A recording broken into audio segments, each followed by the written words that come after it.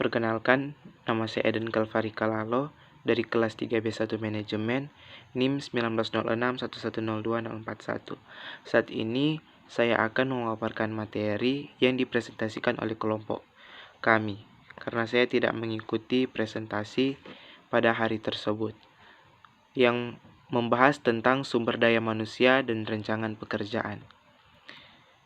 Ada beberapa garis besar dalam pembahasan materi ini, yaitu yang pertama, strategi sumber daya manusia untuk keunggulan bersaing, yang kedua, perencanaan tenaga kerja, yang ketiga, rancangan kerja, yang keempat, ergonomi dan metode kerja, yang kelima, analisis metode, yang keenam, tempat kerja visual, yang ketujuh, etika dan lingkungan kerja, dan yang terakhir, yang kedelapan, yaitu standar tenaga kerja.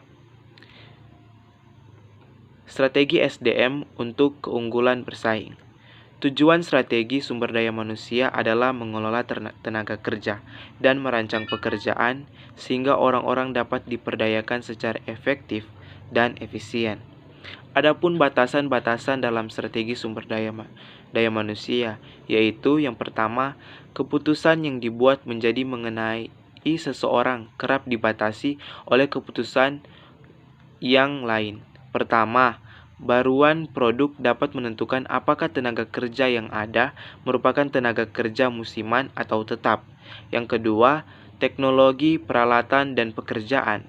Yang ketiga, keputusan lokasi mungkin berdampak pada lingkungan kerja di mana karyawan bekerja. Yang terakhir, keputusan tata letak seperti lini perkaitan atau sel kerja akan mempengaruhi muatan pekerjaan. Yang kedua, terdapat 3 area keputusan strategi sumber daya manusia, yaitu perencanaan tenaga kerja, rancangan kerja, serta standar kerja. Adapun penjelasan tentang strategi sumber daya manusia, yaitu strategi produk. Strategi produk ini meliputi keahlian yang diperlukan, bakat diperlukan, bahan-bahan digunakan, serta keamanan. Selanjutnya, jadwal.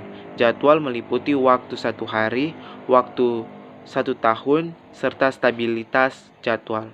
Selanjutnya, strategi lokasi. Ini meliputi iklim, suhu, kebisingan, cahaya, serta kualitas udara. Selanjutnya, strategi proses yang meliputi teknologi, mesin, dan peralatan yang digunakan, serta keamanan. Selanjutnya, perbedaan perorangan. Perbedaan ini meliputi kekuatan dan kelelahan, pemrosesan, dan tanggapan informasi.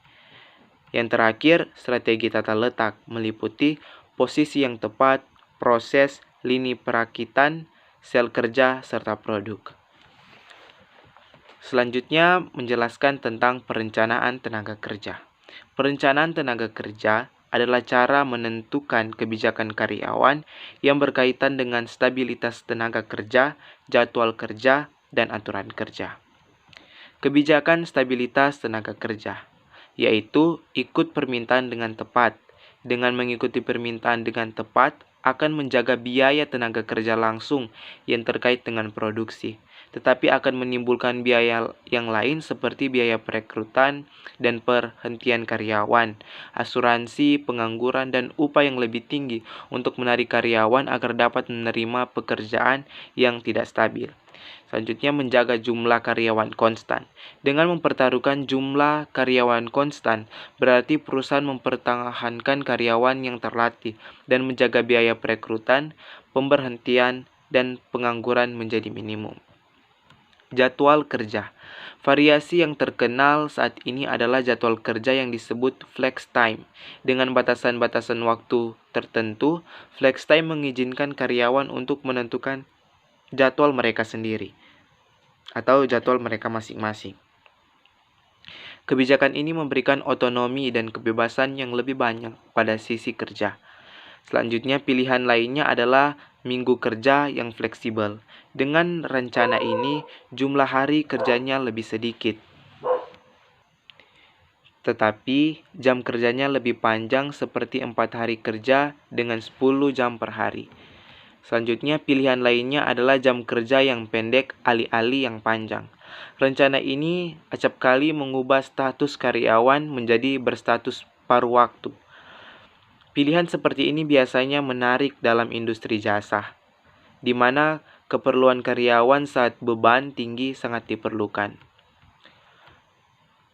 Rancangan kerja adalah suatu pendekatan yang menetapkan tugas-tugas yang terkandung dalam suatu pekerjaan bagi seorang atau sebuah kelompok. Adapun 5 komponen rancangan kerja, yaitu meliputi spesialisasi pekerjaan, ekspansi pekerjaan, komponen psikologis, tim yang mandiri, serta motivasi dan sistem insentif.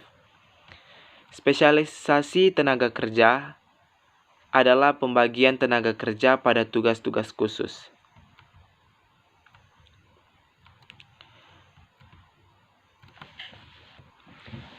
Sampai di situ pemaparan materi dari saya. Menutup materi saya saat ini, saya akan memberikan sebuah kutipan dari Sir Ken Robinson, yaitu human resources are like natural resources. They're often buried deep. You have to go looking for them. They're not just lying around on the surface. You have to create the circumstance where they show themselves. Terima kasih.